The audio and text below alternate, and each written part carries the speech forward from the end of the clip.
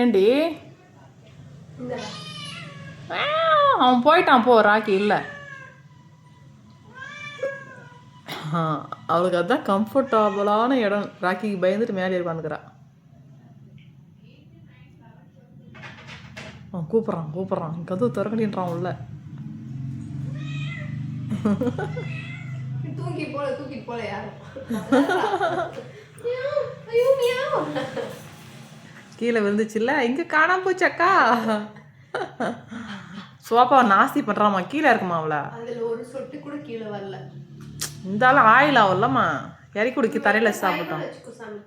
கையில் போய் தொடாத, பல்லு பட்ட போகுது. அவளை தூக்கி கீழே விடுனா அவளை சாப்பிடும்போது பீஸை தொடுறேன்.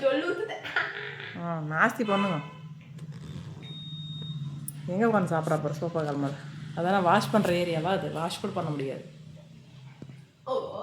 வயிறு கரபரன்னு சொல்லிட்டே சாப்பிடுது. அப்படியா? ஒரு மாதிரி வயிற்றுல ஒரு மாதிரி சவுண்ட். பசி இருந்தால் சவுண்ட் வரும். சீக்கிரம் சாப்பிடு. எவ்வளோ நேரம் சாப்பிடுப்பா ஒரு பீஸா?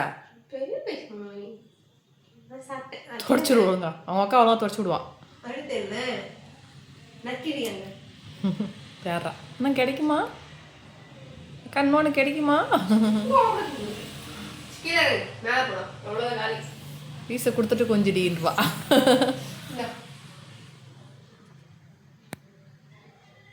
கண்ணே தெரில கையில் இருக்குது. ஏடி கையில் இருக்குது கண்ணே தெரியலையா எனக்கு. போன்ட்டு போகிறான். தம்பி கூட வந்து சாப்பிடுவோம் ராக்கி பாக்கு.